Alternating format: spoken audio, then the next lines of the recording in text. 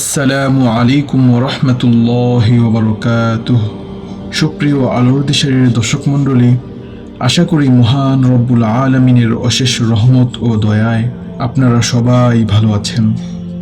প্রিয় দর্শক, মৃত্যু যা আমাদের জীবনের এক অনিবার্য পরিণতি।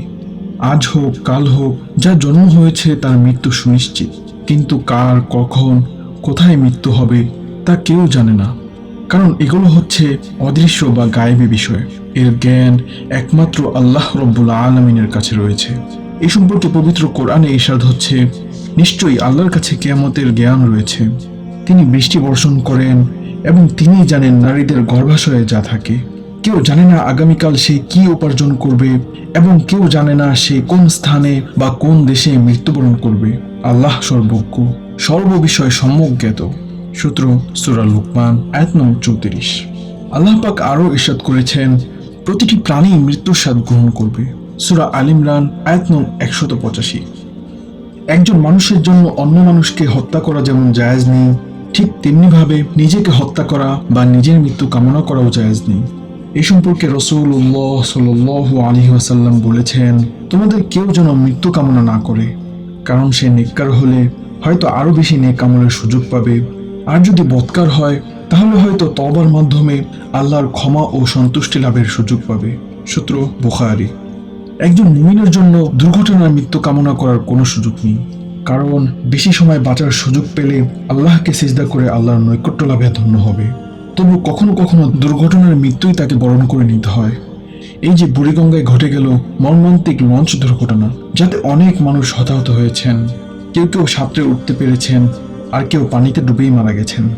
পৃথিবী ছেড়ে তো একদিন সবাইকেই চলে যেতে হবে।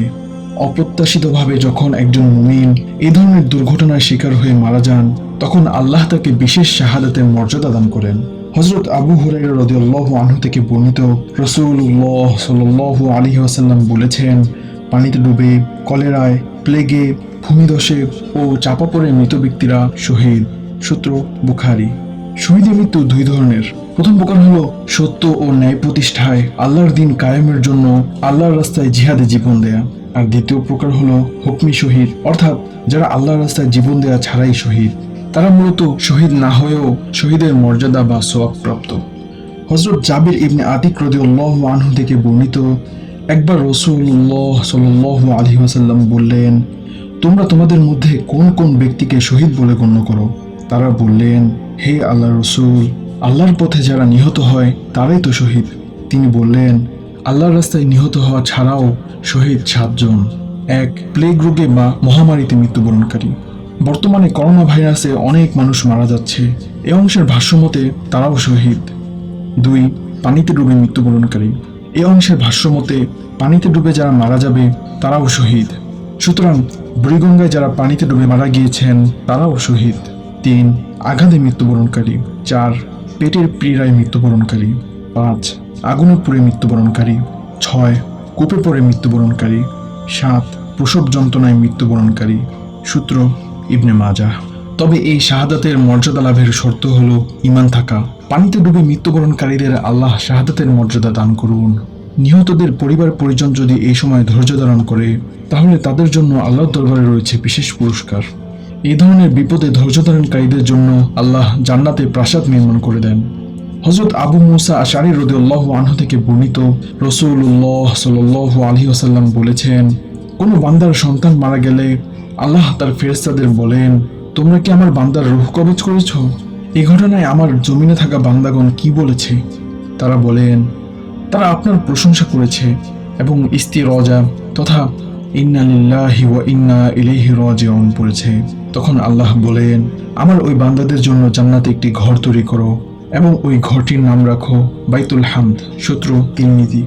যেভাবে হোক মানুষের মৃত্যু একদিন হবেই, কিন্তু সাধারণ মৃত্যুর চেয়ে উত্তম মৃত্যু হলো শহীদী মৃত্যু। একজন মুমিনের কামনা বাসনা সেই মৃত্যুই হওয়া চাই, কেননা রাসূলুল্লাহ সাল্লাল্লাহু আলাইহি ওয়াসাল্লাম বলেছেন, যে ব্যক্তি মৃত্যুবরণ করলো অথচ জিহাদ করেনি, এমনকি জিহাদের তথা শহীদী মৃত্যুর চিন্তাও করেনি, সে যেন মুনাফিক অবস্থায় মৃত্যুবরণ করলো। সূত্র মুসলিম। ফিকার কিতাবে এসেছে, শহীদী মৃত্যু 2 প্রকার। প্রথম ধরনের মৃত্যু হলো প্রকৃত বা আসল শহীদ, যারা আল্লাহর দ্বীন কায়েমের জন্য কাফিরদের বিরুদ্ধে যুদ্ধ করে জীবন দেয়।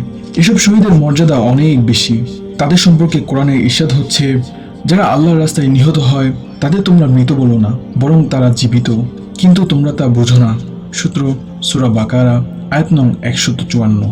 আরেক ধরনের শহীদ হলো হুকমি শহীদ, অর্থাৎ যারা যুদ্ধ করে শহীদ হয়নি তারপরও শহীদের সওয়াব প্রাপ্ত হবেন। তারা হলেন মহামারীতে, আগুনে পুড়ে এবং পানিতে ডুবে মৃত্যুবরণকারী ইত্যাদি। তারাও শহীদের মর্যাদা লাভ করবেন। আল্লাহ পাক রব্বুল আলামিন পানিতে ডুবে ও করোনা ভাইরাসে মৃত্যুবরণকারীদের শহীদি মর্যাদা দান করুন এবং আমাদের সকলকে সকল প্রকার বালা মুসিবত থেকে হেফাজত করুন। আমিন। ওয়া আখিরু দাওয়ানা আনিল হামদুলিল্লাহি রাব্বিল আলামিন।